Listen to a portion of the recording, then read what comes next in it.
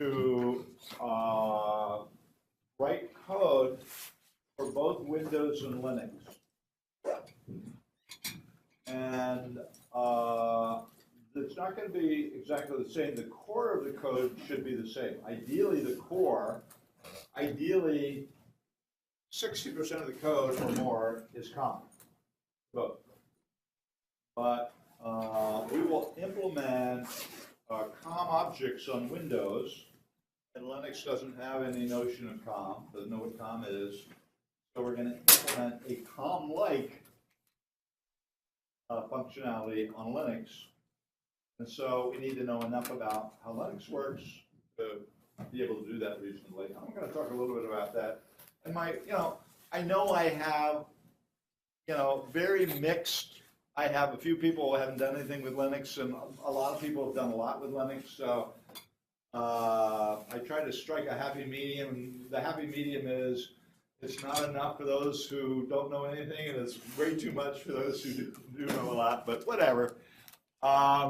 So we talked, so today I'm going to talk about Windows and Linux platforms, and my mindset is I'll spend next week talking about programming on Linux a little bit and begin talking about system programming on both Linux and Windows. And I'm going to talk about both Windows and Linux today. And then Tuesday on the 30th is where we really start to orient ourselves toward COM. This is about what is a component object model, and most of you already know a lot about what I'm going to say. And then we start getting into COM, introduction to COM interfaces, IDL, blah, blah, blah, blah, blah, all that COM stuff. And then starting around the 20th of February, we're going to start doing the first presentations, the technology presentations for your final projects. So it's possible that I might move that up, a little bit, not a lot, but it's possible they might occur just a little bit earlier, depending on how much time we spend here. But so let's start out by looking at the Project One statement. And this is stuff, I don't know that we'll look at any of these. This is code examples that relate to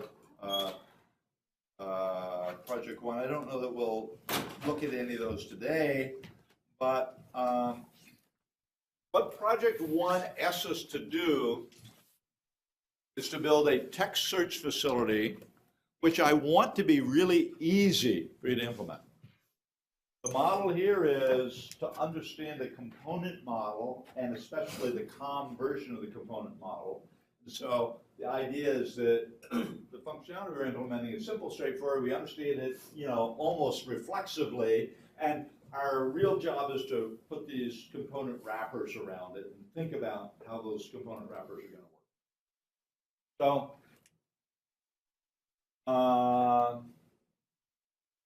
a component essentially is a loadable library, dynamic link library that you interact with through an interface, and it has an object factory for creating instances without you naming them specifically, and a means for controlling its lifetime. What a component is. And that's what COM is, and we're gonna do something very similar on Linux.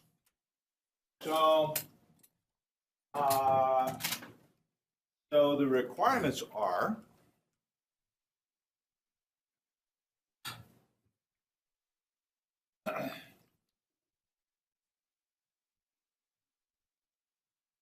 on each platform, provide a console application that given on the command line a regular expression search string, a path, and a set of file name patterns identifies by name all the files that match that regular expression pattern.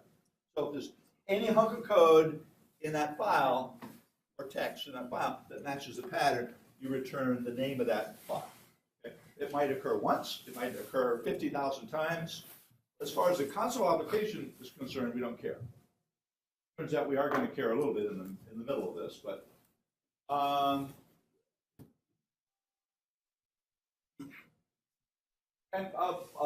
I wrote one of these several years ago, and I use it a lot at home because I got this huge directory system with all kinds of stuff on it. I can never find anything, so I'll just say text search blah blah blah blah blah blah blah. Blah. Here comes all the files, anywhere on my disk that have that, match that.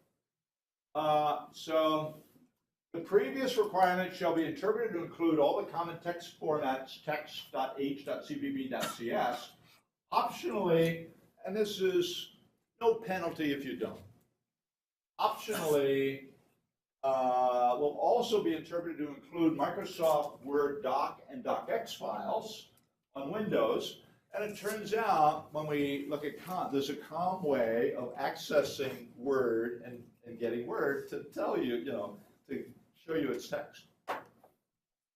But the Office COM model is notoriously ugly, big, and why did they do it that way?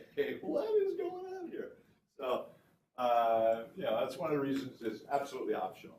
And optionally will also be interpreted to include LibreOffice Writer ODF files on Linux. That is easy because I think they're plain text XML, or I don't know. I don't know whether it's encoding or not. But we'll see. But the optionalies are not important. What's important is that we're going to search text, HCPP, CS, Java, whatever's in ASCII text. Shall provide two components: a text search component that accepts a fully qualified file name and a regular expression text pattern. If the file matches the text pattern in one or more locations, it returns a list of the line numbers where the matches occur. If no matches occur, it returns an empty list. So this is doing a little more than the console application needs, just because it can be useful. Shall provide a file manager component that finds the fully qualified names of all files residing in a directory tree and matching one or more of the file patterns. It's not doing any text searching, it's just getting a list of files that match the patterns. Exposes these results by providing a get method that retrieves each result from an internal thread safe blocking queue, returns the result with a success code of true. When search is ended, the get method returns the success code with the value false. Now, getting two components to talk to each other in COM is interesting because you got to pass in COM the interface of one component to the component that's going to use it. And it's not hard, I've got examples that show you how to do it. It's not horribly difficult, but there's a little bit of technique to getting that to happen.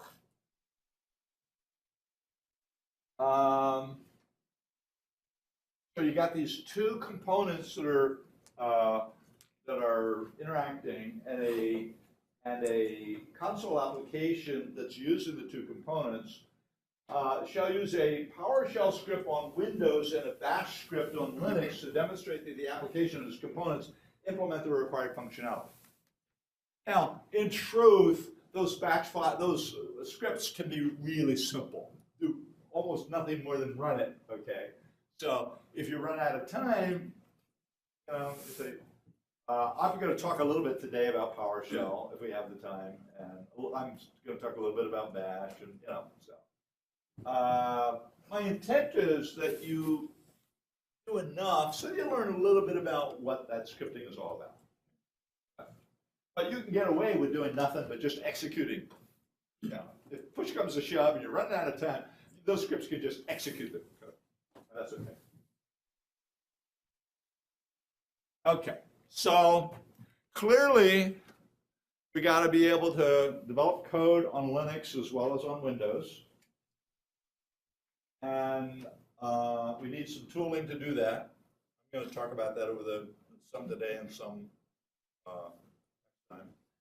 And we need to learn the COM technology. And it's going to take us a while. One of the reasons I showed you the syllabus was this quite a bit of time before we get enough calm under our belt so that we can finish this. But you can do the core code. So this core search code ought to be shared. You know, what we're really doing is we're taking this code that does what we want. We're wrapping it with COM components on Windows, and we're wrapping it with our own made components on Linux. So we can develop that common code, get it to work, you know, blah, blah, blah, early. We can get the Linux part to work, you know, early. And then by the time all that's done, and you know, you've been thinking about your final project, working on your final project, and you can, you know, finish up the COM implementation. Okay. So with that proviso, I want to talk a little bit about Linux and Windows. And let's just start out with a quick comparison, just kind of high level, 30,000 foot comparison. So,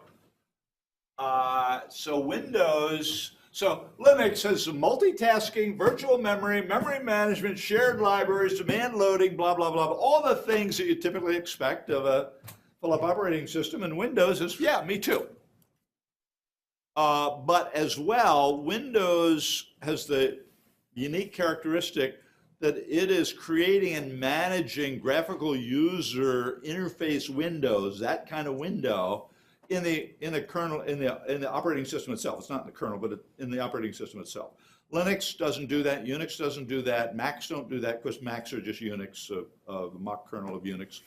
But so that's one distinction. They have different components laid out differently, and if you're curious, you can poke here a little bit. And they have application interfaces that are very different. The APIs, the operating system APIs, are very different and described to you in different ways. Windows has a web documentation, you know, and I'm gonna we'll look at that a little bit. Linux has this really nice set of man pages. Man pages are really a nice device, and once you figure out the way they're structured and how they work, it's really nice to get stuff out of. And we'll look quickly at that. The shells are different. So in Linux, the bash is a shell, stands for born again shell. There was a Bourne shell, one of the very early shells. This is C shell and Bourne shell, but bash is an improvement on the Bourne shell, so it's born again, BAM. But that shell is really designed for terminal input.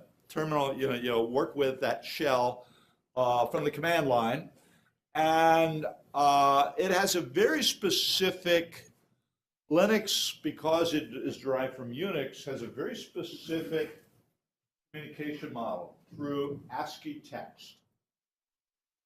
Everything is ASCII text going from here to there. The whole model is, you know, that way. Windows is much more messaging oriented. So, but we'll get one of the reasons I'm going to talk about Bash and PowerShell is to emphasize that difference. And I'm not saying one is better. Bash is very powerful because it's simple, and its functionality is cleverly designed to very simple, and because it's simple, things plug together really nicely. PowerShell, so Windows had this Bash envy, and so they came up with PowerShell, and PowerShell is much more powerful in a sense, but it's much harder to use, okay? So, but anyway, we'll get a model of all that. My goal for you is that you're kind of, you know how that works. You know, you don't know all the ins and outs, but so A couple of other things that distinguish them. Windows uses Unicode, UTF-16 throughout. The kernel, all text is represented in the kernel as a Unicode, UTF-16. And Linux is all ASCII, I'm quite sure. Windows, a lot of its functionality, you interact with Windows through kernel objects. They are named objects that have security attributes in a signaled state. And Linux, so Windows puts the signaling emphasis on the objects. And Linux has a signaling mechanism that's quite different. It has a pattern of signals that are, defined signals and ways that you can react with them in the terminal or wherever in your code. So they're somewhat different in that sense. Windows has a registry that allows us to configure the system and to configure applications. And my personal opinion is it was a big mistake for Windows to use the same registry for configuring the operating system as it did for the application. If they had two separate registries, then they could really secure the operating system registry, not let anybody else touch it. Okay? So a lot of threats that are problems for Windows now are threats because they're attacks against the registry that's accessible to by a little bit of elevation of privilege. You can get elevation of privileges. You can walk all over the registry and do all kinds of stuff. Once or twice I made the mistake of assigning programming projects that involved the registry, and student code managed to take a couple of my machines. I mean, they were gone. I had to rebuild them from the ground up, so because they totally screwed up my registry. So I don't assign those kind of projects anymore. I will. You have a demand that you not write any registry code that you submit to me.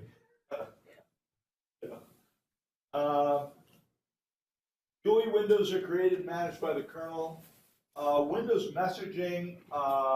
So Windows uses a particular message structure that each window has a message queue, and it's we'll see why it's called a single-threaded department, meaning only one thread can pull messages out of that thread saved queue, but any number of threads can deposit messages in the queue. And all Windows processing is based on that. Some it might not even be a visible Windows. A lot of processing in Windows uses hidden windows just to provide that messaging queue for internal messaging. COM does that a lot. So in Linux, what distinguishes Linux? It's free, and there's a lot of versions. So a lot of interesting different versions. They use package managers, and that's largely a really good thing.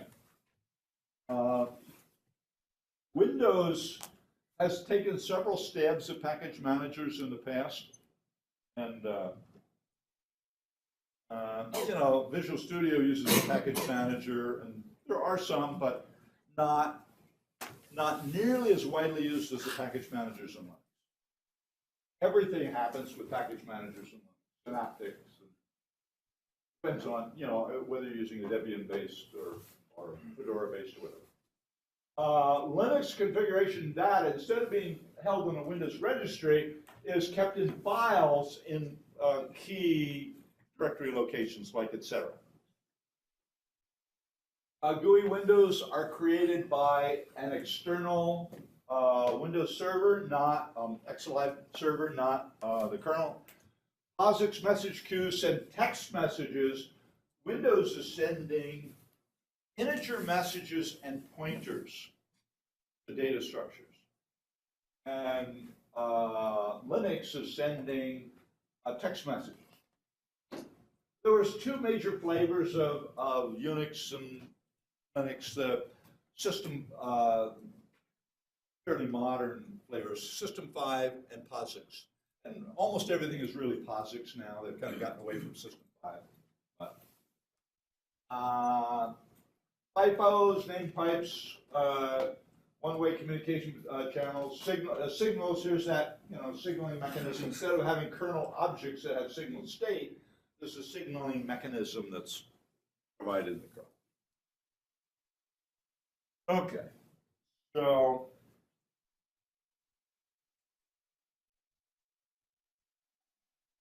now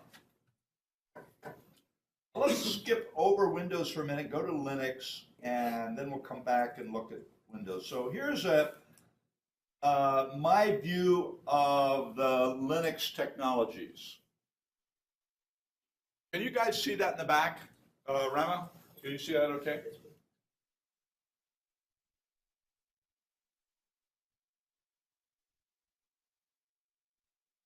So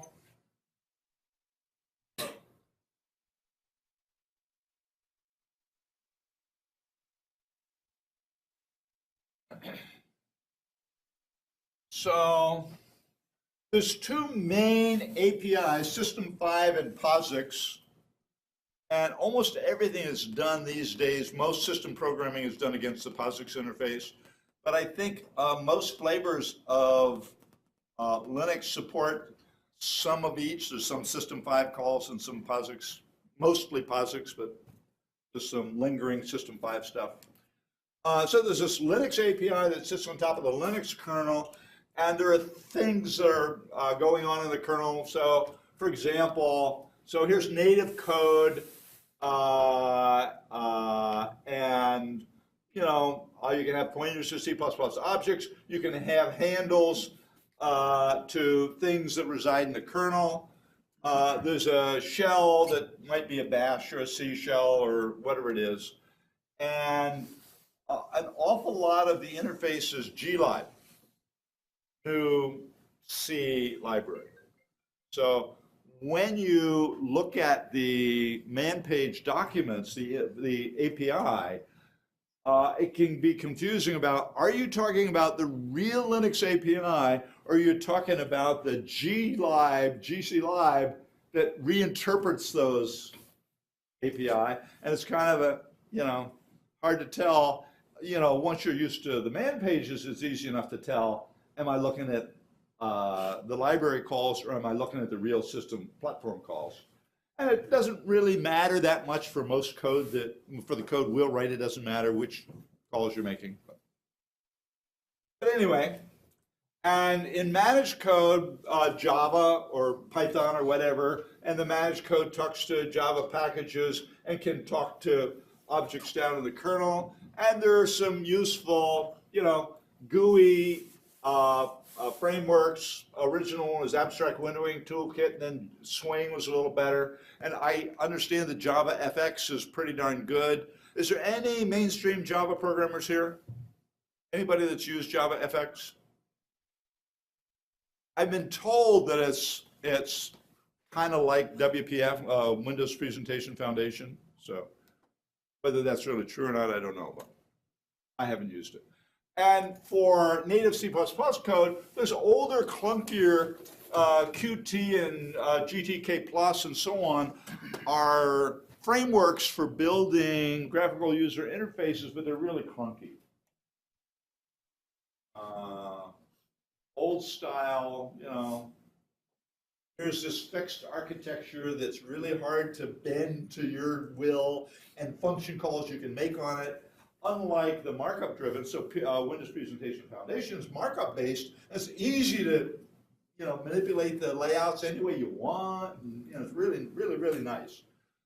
And I believe that Java FX uses markup for layout and stuff like that, very much like PDF, WPF.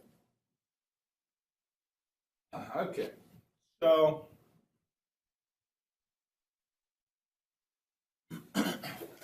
Now,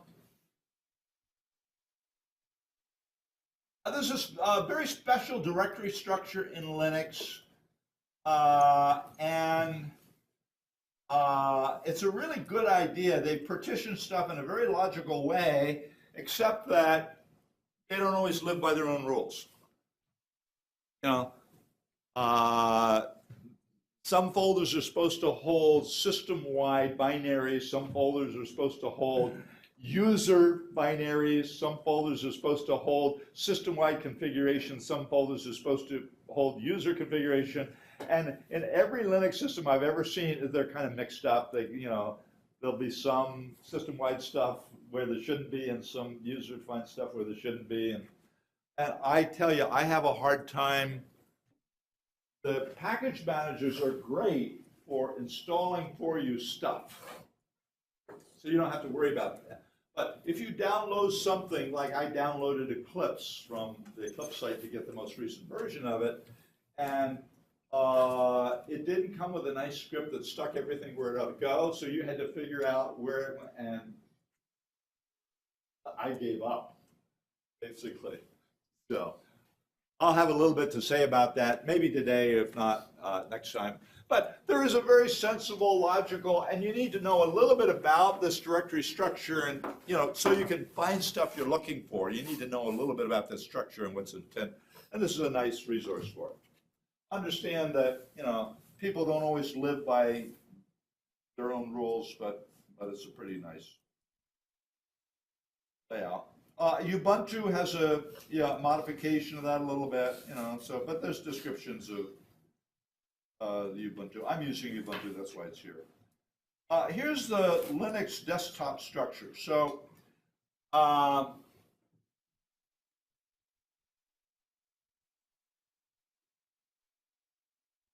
are two main flavors. GNOME is used by, used to be used by Ubuntu, is used by almost all the other Debian-based architecture distributions. And Ubuntu developed their own Unity interface, and they've just abandoned it. They're going back to GNOME, and I wanted to install that, but you can't yet. There's a new version of Ubuntu 17.1, but they tell you in big letters, we've turned off downloads because of a bug in the Linux kernel that we use, for that 17.1 version. It was bricking machines by doing evil things to the BIOS. And so it only happened on a few machines, but we've turned off down. Do not use it. Okay. And so they promise that by April it'll be available. So I'm using the earlier version that uses Unity interface. But anyway, most of the Debian builds use GNOME, and there's another KDE interface. So there's a Kubuntu, K-U-B-U-N-T-U, which is a Debian base, but it uses KDE interface. But the model here is that there's some underlying, GTK Plus and Qt are the underlying windowing frameworks, and they're all supported by Xlib. Xlib is the fundamental, archaic, from year zero, support for terminal communication, and these graphical packages are built on top of that. Unlike Windows, we'll see that Windows is quite different.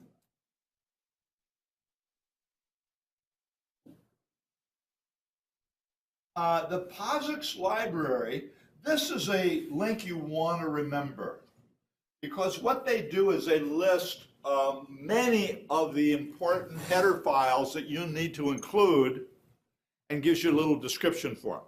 So if you want to do directory operations, you need dirent, stuff. And so, they do a nice job of telling you what you can find where. So you want to bookmark this link. Here's the GNU C library documentation. So, it's just stuff here that you'll want to use when you develop the Linux code, and Berkeley sockets. So you won't need to use sockets on Project One. Some of the, if you decide to do the tiny HTTP web server, you're going to port it to sockets to Linux, probably, and so you'd need to do that.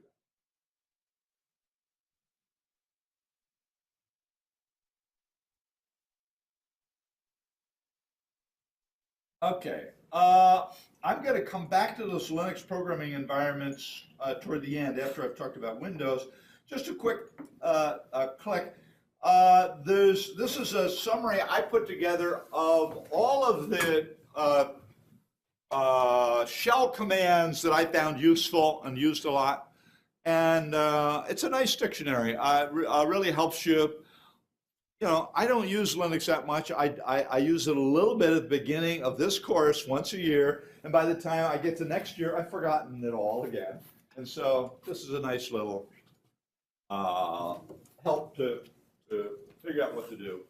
So for example, one of the things, how do I find anything in a Linux environment? And one is, well, you can say find, and find does a trundling around all the directories looking for stuff, so it's slow. There is a dictionary-based locate, which is really fast, but the dictionary isn't always up to date. So a lot of times you'll say, gee, I didn't find what I'm looking for, so then you call update DB, which takes about as long as it does to run this, and now you can run the fast. But, you know, so that's typical of the kinds of stuff you'll find here. So lots and lots of shell commands. The other thing is you need to know how the shell operations work, and it's kind of cool. I like the way they did it. So the shell, if I concatenate commands separated by semicolons, they run sequentially. If I separate them by ampersands, execute command 2 only if command 1 succeeds. With ORs, execute command 2 only if command 1 fails. Command 1 $command 2 puts command 2 on the command line of command 1. This is a piping, a single or pipes the text from command 1 output into the text input of command 2. So really useful, and you can do redirection and stuff. None of this kind of stuff on Windows, unfortunately. Really nice mechanism. Okay, so with that, I want to give you a 30-second complete description of the way Bash scripting works. This picture tells you how it works. A Bash script, the intent is that it accepts command line arguments and inputs from standard in. It generates some stuff and puts its results on standard out and returns a status. So what this means, text in, text out, means that I can cascade these. And so this piping is a matter, when you use a pipe, they're running in separate processes. So you're taking the text from this process and piping it into the input of this process, and you're going to have a chain of that, you know. And that turns out to be really powerful. That means I can combine a whole bunch of different scripts in any way, you know, that I want, and I can do lots of different things by the way I combine those scripts. So I can have a core family of scripts that I find really useful, and I can do all kinds of stuff with them. That really is the original Unix model. So, and here's a little tiny example. So here, this tells the shell that this is a Bash script, born again shell script. And what it's doing is it's going to convert lowercase to uppercase, is all this script does. Just as an example. It takes input from standard in and echoes to standard out. And so I can use this by saying cat temp.dat, which just sends all the characters from temp.dat out, piped into upper. okay? And the script is upper, or upper taking from temp.dat. And what upper is just, this tr is a translator. And it's really very complicated. Using it is a bear. But this happens to be a trivial use of it. You just say, take all the lowercase characters and translate them into uppercase characters. That's what this script says. And so all my script is doing is using translate. And this is very typical of Bash scripts. They use some tool, one or more tools from the Linux pantheon, or Unix really, pantheon, and configures them, or just gives them a particular, it takes this complicated tool and gives it whatever it needs to do a very simple, do less in a very simple way instead of doing lots of things in a very complicated way. TR does all kinds of things in a very complicated way. And this just uses TR to do one simple thing in a very, very simple way. Just upper. So I exit 0, says it was successful. So this is a model of scripts. This is the way scripts work. Take it from standard in. TR takes from standard in and pushes to standard out. So because all I do is use TR, I take from standard in and I push to standard out. So I can cascade this with other things. In a nutshell, that's scripting. And I've got other examples, and you can look at them if you want to. And there's a bunch of stuff here. Bash RC and Profile are scripts that run at startup and do particular things. Your command line, your path is determined by Bash RC, for example. And there's a bunch of tutorials and stuff like that. Now again, you're obligated to write a Bash script for your Linux code in Project One, but I will accept you doing nothing but running the program. It would be good to do something a little more interesting. Okay, well, I'll leave that up to you. Okay, let's go look at Windows just a little bit. And then I want to, we'll have plenty of time. I want to talk a little bit about the programming environment. So let's look at Windows. So here's my view of the Windows technologies.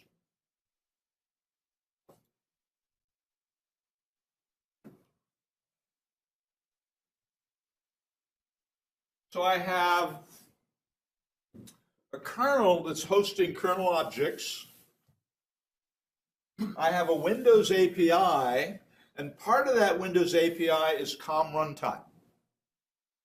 And we're going to be using the COM runtime quite a bit in Project One. And sitting on top of that, native C++ applications can sit on top of that, and they can talk to COM. They can talk directly to the kernel using API calls. And over here we have managed C# or C++ CLI, the managed version of C++, or VB. And our native code can talk to can talk to managed C++ CLI, because managed C++ CLI can be called through unmanaged native pointers. We'll see that. We'll talk a little bit about that. When we do COM, we're going to do some interop. We're going to talk a little bit about interoperation. So here's COM. So COM has a runtime, runtime API, and then a COM object itself the shell is a COM object. Windows Explorer has at its core COM objects.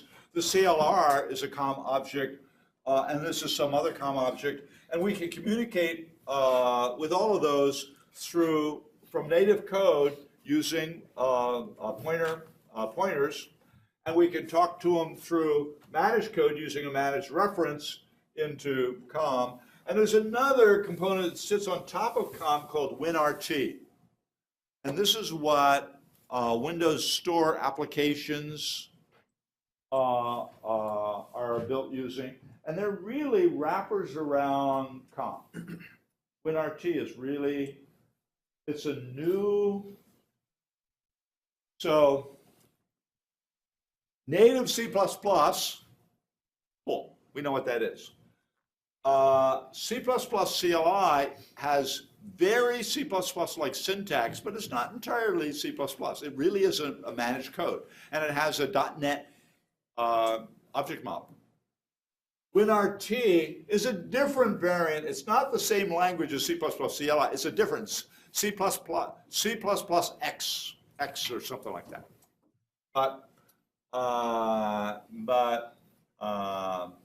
So WinRT is a wrapper around COM objects, and there was a period of time when Microsoft's model was they were going to wrap the entire Windows API in RT objects and turn Windows, interacting with Windows, into a managed application.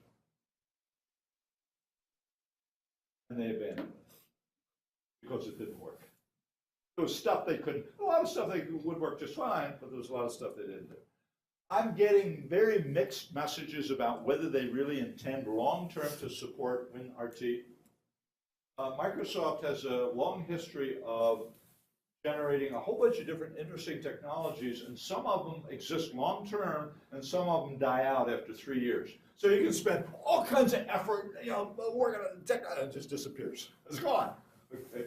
So, there was a guy I used to follow, I really like, his name was Alan Holland. He did a lot of, he was a C++ guy, and did a lot of blogging and articles and stuff like that. And one day he submitted this article, I am doing my last C++ program. I am so sick of spending all this effort to learn this, COM technology, and then COM comes along and says, Microsoft comes along and says, we're going to get rid of COM technology, we're going to WinRT you to death. And, I'm getting out of this business, I can't stand it anymore. So, I love software development. I'm older than dirt. I've been doing this for so many years, and I just don't get tired of it because it's creative, it's interesting. But you need to be a little selective about what you're going to dump yourself into. Is this technology going to be around? I haven't dumped myself into WinRT. I'm not convinced that it's going to be here for the long haul. As soon as I'm convinced that it's going to be here for the long haul, they got a couple of good people working on it. This guy by the name of Kenny Kerr who's working on that. And he's one of the principals. He does a real good job. He knows his stuff. So, I may, probably when I retire, if it's still in existence, I'll spend some time with that. Anyway, so that's kind of my view of the Windows technology stack. And of course, we have sitting on top of that, we have this old clunky MFC that compared to Qt and KDE.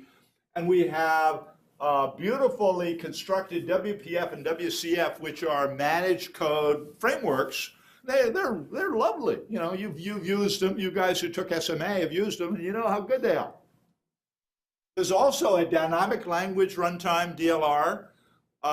C# supports dynamic types, duck typing, a type that can be, a dynamic type is not a var.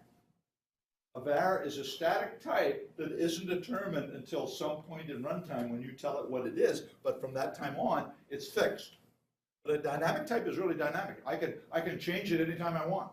I can make it a string at one time and turn around and make it a double and another time, and it's kind of like a C++ union.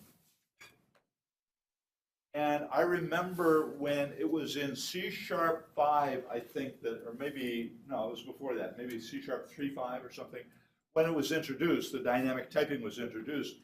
And I remember reading that Anders Heilsberg, who was the original creator of C#,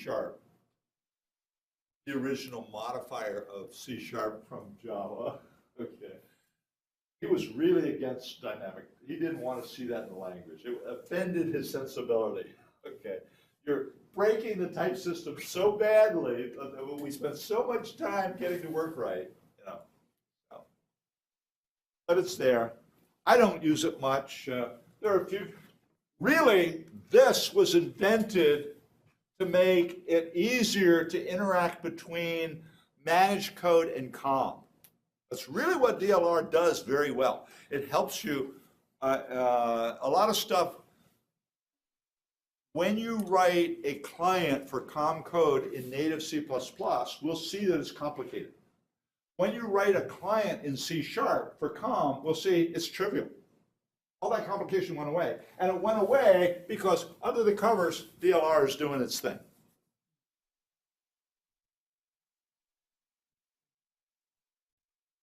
Okay. So,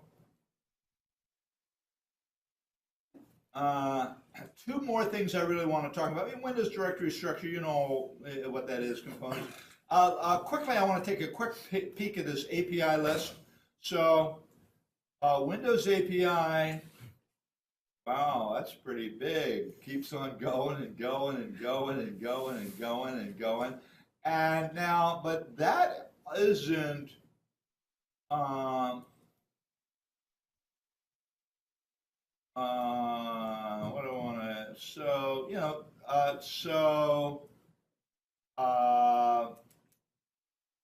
direct manipulation.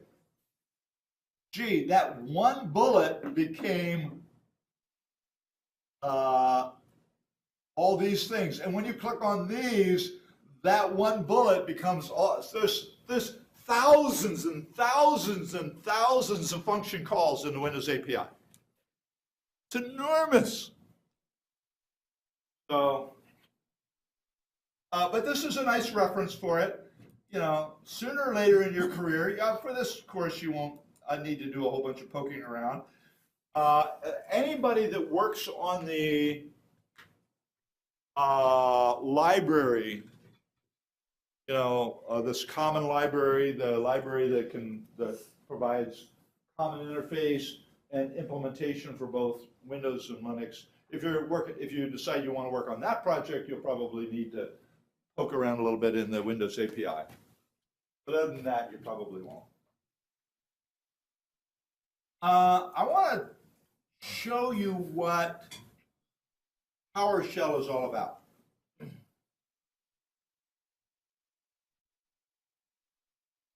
So PowerShell is, so Microsoft was sitting there for years with Bash Envy. Bash scripting was so useful in the Linux and Unix environments, so useful. You know, I'm not bashing Microsoft. I'm not bashing Microsoft. I like Microsoft. I like Microsoft technologies. Okay, and I'll bash Linux lots too. You'll hear me do that. Okay, but you know, for years there was this missing element that the shell scripting was so useful in Linux and in Unix and Linux, and there wasn't a good corresponding. You know, batch files. Give me a break. The difference between bash scripts and batch files is the difference between lightning and a lightning bug. Okay. Batch files are, you know, not good for too much of anything. But so Microsoft came along and said, we're going to do something even better than Bash. So Bash is text in, text out, like we showed you. It's really what it is. It's a text manipulation, and lots of tools associated with that work really, really well.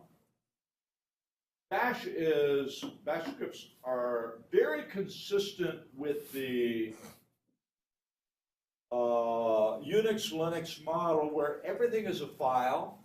You know, devices are files. There's a file representation for the configuration of a device and blah, blah, blah, blah, blah. And that's text. So text in text makes all the sense in the world. You can do almost anything with text on Linux and Unix. That's not true of Windows. The Windows API just doesn't work that way. So, so Windows came along and said, we're going to do one thing better. We're not going to just have text manipulation. We're going to make this object-oriented. And they did. So here's PowerShell. And you all have PowerShell. If you have Windows 10, you have PowerShell. It's there. And so here,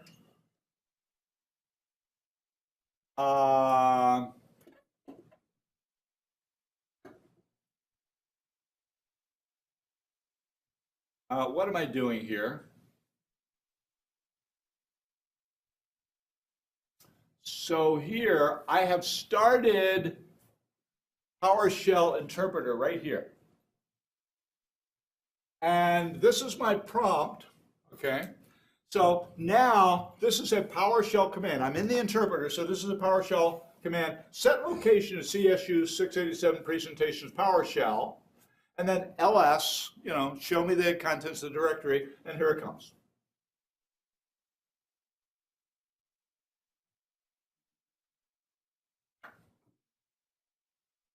I'm changing the prompt, the PowerShell prompt. So I don't like that big long thing. So I just say function prompt, here's my prompt, and from now on I get the prompt. And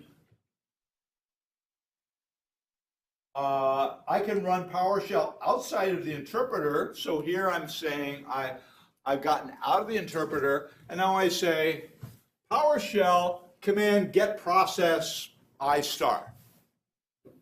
ID. Okay. So now it's just listing all the processes. And there's an equivalent, Linux command to do that. So so there were all the processes that were running at the time that I read the script.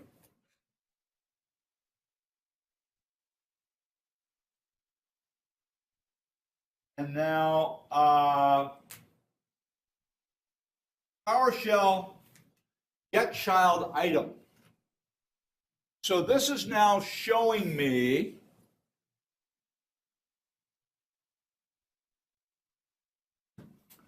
all of the children of this directory. So it's showing me all of the directories and then all of the files in this directory. Part of what is weird about PowerShell is they have these strange names. Get children. Okay.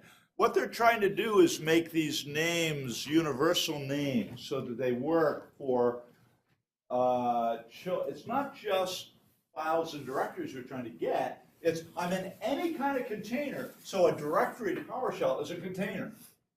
But there's lots of other containers, and so they're trying to use a language that'll work for any of those containers. So get child item. So it's listing the directory.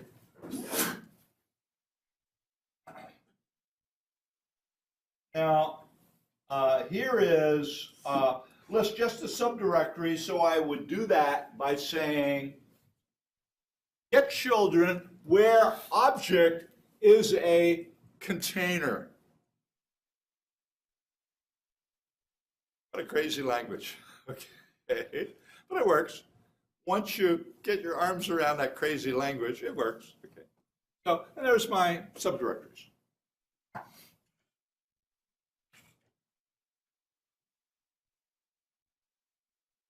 And now get commandlet nouns. So there are nouns and verbs in this scripting language. So get commandlet nouns. So get command, noun, service. So these are all of the noun names that contain service. So so a commandlet get service, new service, restart service, resume service. These are all Windows services. Set service, blah, blah, blah, blah, blah. And get command, noun, object, compare object for each object, group object, measure object. So, it's essentially a help system.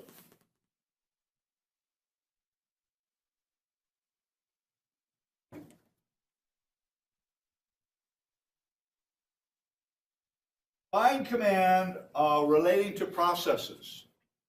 So get command star process star. So here are the command type application commandlet application commandlet. So there's a distinction. And API Microsoft WinCore processor environment DLL. WinCore processor threads DLL. Debug process get process.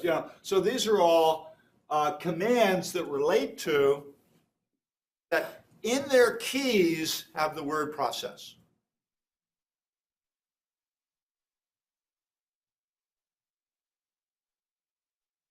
Show all running processes. Get help with the commandlet get process. So get help, get process. So here it says the name is get process, and the synopsis of this command is gets the processes that are running on the local computer or a remote computer, and the syntax is giving you all of the syntax, the ways you would use it, and descriptions about it and related links and stuff. So it'll tell you a lot if you know how to ask it. Call a method on static class in the system.io directory. So now I'm going to ask PowerShell to run a static function from the .NET Framework. So I say $path, get location, $path, that's a PowerShell. Now I say, so I'm writing this out. So this is the prompt, system.io.directory, get files, $path. I'm using in PowerShell, without compiling anything, I'm using .NET Framework class. I'm using static methods, but now, by the way, I can create an instance of it and call methods on that instance. So I can say, my string equal hello world. So my string just shows me what's there, hello world. Now, my string.length is 11, and your string equal new object system.text string builder. I'm creating a .NET framework type, an instance of a .NET framework type, and now your string.append another world, okay? And sure enough, your string toString is another world, and your string.append to, blah, blah, blah, another world too. So I could manipulate those in PowerShell without pulling up a compiler, doing anything. It's basically interpreting those .NET. So here, and here's get member input output object string. So here, system string, here are all the methods. Here's every one of the methods in that string, okay, string object. And with the arguments, so here's the method name, and here's the arguments how to call it. So it can, it's a lot of power. It is an object-oriented, a lot of power. So there's more power than there is in the bash scripting. There's probably twice as much power or more, maybe 10 times as much power or more than bash scripting. That's 100 times harder to use. Okay, bash scripting model is so clean, elegantly clean. Text in, text out. Piping. You don't need much more. You can, you can do the whole world, and those are really simple. So there's an object lesson here. You can do very powerful things, but should you? I have to say, I like the idea of PowerShell, but I almost never use it. Because if I haven't used it in the last week, I don't remember how to use it anymore. And yeah, it's got lots of ways to interrogate it to remind you how to use it. And if I put it down for a month, I don't remember how to get it to tell me how to do anything. Okay. So I got to go back and look at my examples to see how to use it. So really interesting, really powerful. .NET Framework is a wonderful facility. And it taps into that and uses it in really interesting ways. A lot of interesting stuff. But should you? You're writing the C# code into this PowerShell terminal, right? Like we can create objects and all those. Yeah. How the destruction will work? Like when you close that PowerShell window, it will get destructed. Those objects allocation. It'll all get garbage collected. Like when you close that PowerShell window. Yeah, when I close that window, it'll all go away. Now, are there ways to keep that environment alive? Maybe. I don't know. If there are, I don't know how to do it, but yeah. You know, you can definitely build a script that then uses all the power. You can build, so here, I'm just running this interactively. But you absolutely can build a script. You have to tell Windows that it's okay to run a non-interactive script. By default, it won't run any non-interactive script. But if you tell it to, it will. And so you can create scripts that do really powerful things. And a lot of system administrators do that. This is a really nice system administration tool. A lot of the system administrators use PowerShell to do a lot of their day-to-day because they can spend a week developing a fairly complicated script and then just use it routinely for the next 10 years, okay, to do their job. And the nice thing about it is it can use the network services to talk to remote machines in a totally transparent way. You don't even know what's happening. You just tell it, I want to talk to that machine over there, and here's what I want to do on that. And if you have the correct privileges to do that, it'll do it. So this is an extraordinarily useful tool for system administrators. But whether it's something you want to invest the time, I've decided myself that I just don't want to invest the time to, you know, while it would let me do some cool stuff, I don't want to invest the time to do it. Okay. So one last thing I want to talk about, and then we'll quit for today. Where would I put it?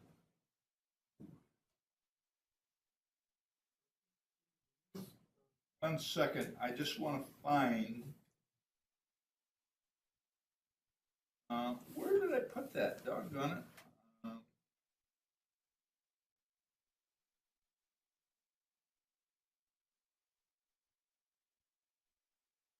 Oh, here it is, Linux programming environments.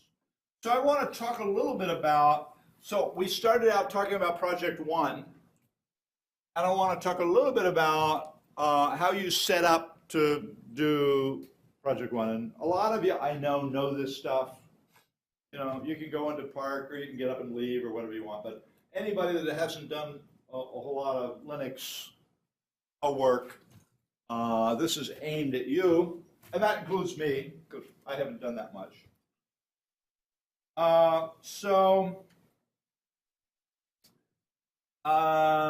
Your choices for doing the Project One code, you need to use Visual Studio 2017 for the Windows part. What are you going to use on Linux? And the choices are use NetBeans, which you can write C++ code in NetBeans. I'll show you how. Use Eclipse, and you can write C++ code if you download the CDT version of Eclipse, Eclipse-CDT. They'll let you write C++ code. I'll tell you why you might not want to use Eclipse in a minute. Okay. Or you could use a text editor and make. Now the only problem, that's great, and that works, there's lots of really good text editors around, and Make works just fine. The only problem is debugging. How do you run the thing and see what's going on? And yeah, GDB, tell me about GDB, command line, ugly interface, hard to use, you know, oh, what a, now, but there are some alternatives to that, and we're going to talk about them a little bit. So, first of all, you got to get Linux. I'm using Ubuntu. I've used Kubuntu and liked it. I've used Mint. I've used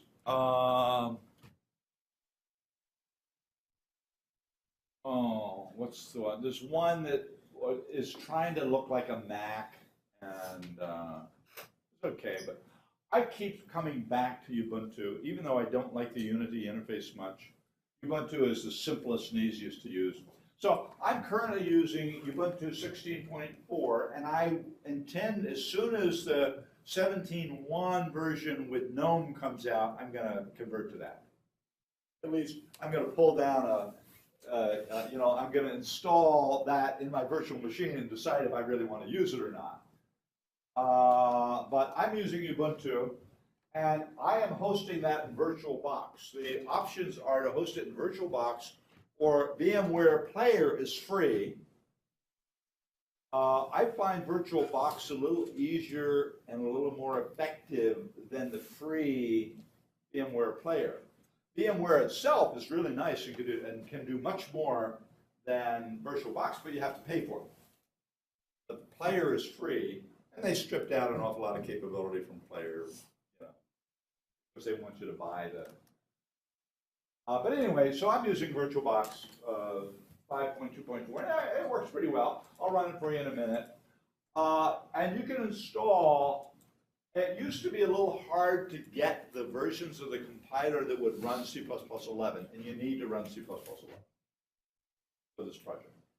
And you used to have to monkey around with a lot, but nowadays you can get Clang 3.8, which will run C++ 11, and you can run GCC with G++ 5.4, which runs the C++ 11 stuff, and you can do that directly just using the aptitude package manager, sudo apt install clang, sudo apt-get install. This should have said apt-get. I left off the apt-get. Send me an email reminder and I'll put that in. This should be apt-get. Install build essential. You don't want to say GCC, because if you say GCC, it'll give you an older version. But if you say build essential, it'll give you the version that'll run C++.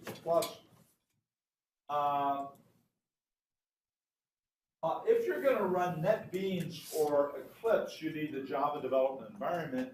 If you install NetBeans, at the time I wrote this slide, NetBeans, the version that was available from the package manager was so old that it wouldn't run the kind of stuff that I needed to run. So I downloaded it from the. You may still have to download it. It may not be available from Aptitude. I'm not sure. I forgot. But the nice thing about NetBeans is that when you download it, it gives you a script to run that puts everything where it belongs. And as soon as you run the script, everything works. If you install Eclipse from Aptitude, you can say sudo apt-get install eclipse-cdt, and you get an old version that is almost unusable. I'll tell you why. I'll show you why in a minute. So my recommendation is, if you want to use Eclipse, you can, but get it from the Eclipse site. Get the modern versions of Eclipse. Don't get it from the package manager. And the problem with that is that it doesn't come, at least the last time I did it, it didn't come with script. So you can build it okay, but then you got to figure where where all the parts have to go in, et cetera, and user, and where does that go? And if you put it in a sensible place, but it isn't where Eclipse expects it to, it doesn't work right. You don't get IntelliSense, or it won't build, or whatever. Just pull your hair out. So the other thing is, instead of using Eclipse available from eclipse.org, and you want to get the CDT version, you can use VS Code. So VS Code is a code editor that has extensions that allows it to run C++ code and debug it. And I have not taken the time to set it up. I downloaded it and just kind of blundered around without reading any instructions, trying to get it to, and it didn't work. Surprise, surprise. So, but a little bit of consulting Dr. Google, taking you to Stack Overflow, is a nice description of how to set it up and couple it to GCC and all that sort of stuff. So I'm sure that works. So that's a distinct possibility. And I believe that that will run the visual version of GDB. There is a visual wrapper around GNU debug that is supposed to be a little, so I think it'll be a usable environment. I have to say, I haven't taken this far enough to know for sure, but that's probably, if I get the time, I will probably use this environment myself this semester in demo code using that environment. That runs on Linux, it runs on Macs, it runs on Windows, and in exactly the same way, so. Another thing you can use is just use Atom. And Atom is just it's a nice, but it's just a text editor. There are no extensions to couple it to compilers. So, you can run make, you can run Atom and make, and that, is just fine, thank you. The only problem is that now you've got to figure out how am I going to debug it. And so you'll want to play around, get your hands on the visual version of GDB. Using the command line version of GDB is like having a root canal. Okay? You don't want to do it. You really don't want to do it. Okay? Yeah, it has all the stuff. It can do anything you want to do. It's just so hard to make it do what you want to do that, But there is a visual environment that wraps it, and so that's a possibility. So running this, I've used this. It's nice, simple. Works real well. And for just, it's syntax defined highlighting and stuff like that. It understands C++, and understands Python, and understands C#, and understands Fortran, for God's sakes. So, it's cool. And make is fine. Make is great. Make works just fine, thank you. You can do very interesting things. The whole trick is, how am I going to debug this? And so, combining this with a visual version of GDB may be the right thing to do. So I won't have time to play around with this weekend, but probably next weekend I will have the time and I'll play around with it a little bit. And I'll report to you, here's what I found out about VS Code, and here's what I found out about Atom, and so I can recommend this or that.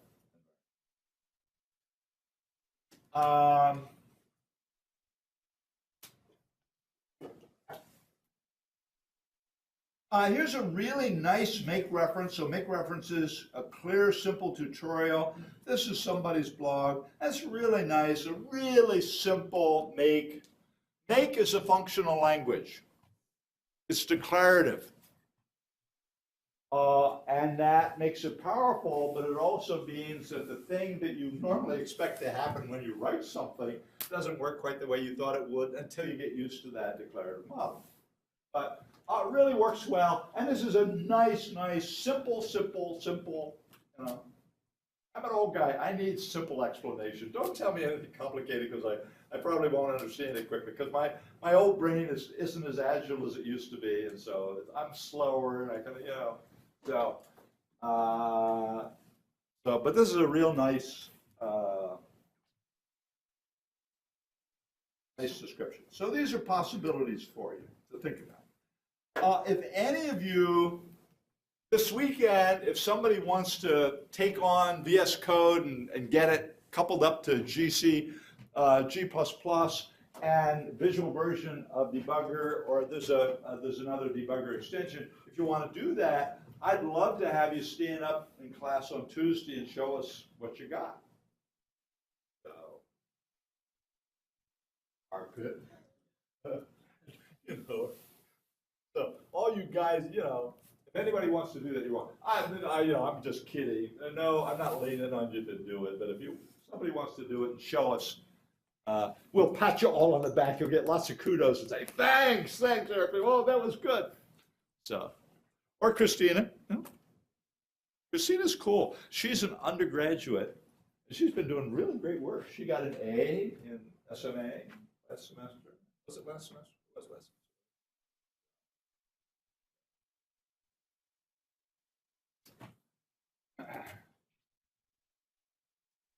Okay, so let's see.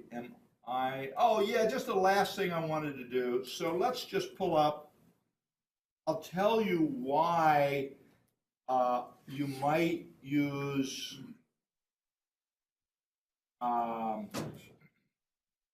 so here is Dropbox a VirtualBox, and I'm going to run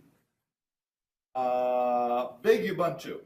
So the difference between Big Ubuntu and Ubuntu is that my Ubuntu, I gave it fairly conservative estimate, fairly small memory to run in and stuff like that. And I discovered I couldn't do anything. As soon as I started importing stuff, apt-get, all of a sudden it just ran out of steam.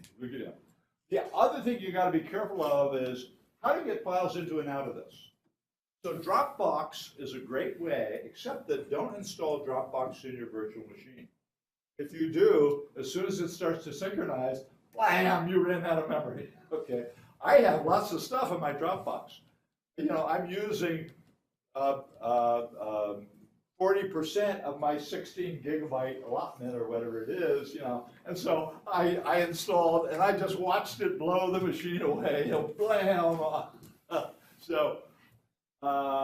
But what you can do is instead of installing Dropbox, you open Dropbox site in Firefox, and you can download whatever particular files you want. So in Windows, you install the file in Dropbox, you just drop it in Dropbox, and then you open the site and just download that those few files you want. It's a great way of getting stuff back and forth between Windows and Dropbox. What happened to my, I didn't start it. So let's start this. I didn't start it, right? So here it comes.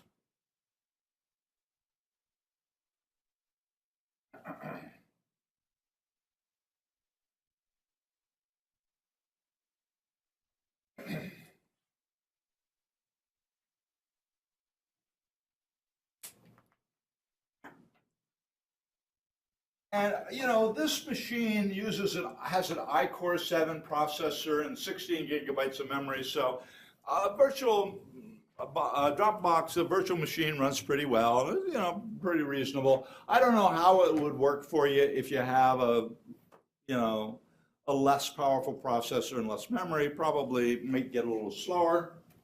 But so here's NetBeans. So I've installed GCC and the JVM. NetBeans needs the JRE because it was written in Java, and Eclipse was written in Java, needs the JRE.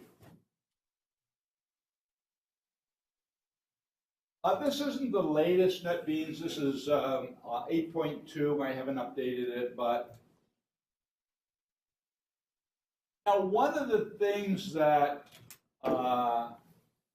so anyway, so here's, C++ application, and this is just a little hello world application. So,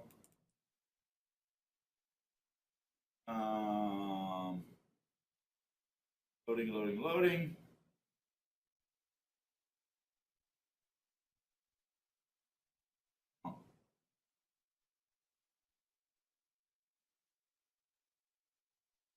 One of the problems is that I can't see, this stuff is small enough that I find, so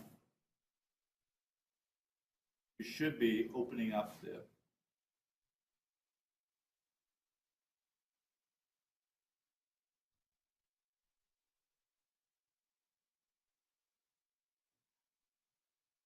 okay, so why aren't you showing my source code? Here we go. I just didn't wait long enough, or I didn't click on it enough. So header files, there aren't any header files, source files. There's a little main, hello world, but I have included a thread, the C++ thread. I'm not using it. It works. This would work easily if you did. I'm not using it. But the reason I have it here is this won't compile unless you get the compiler to use the C++ 11 stuff. And so this does compile and build and run. So let's build it.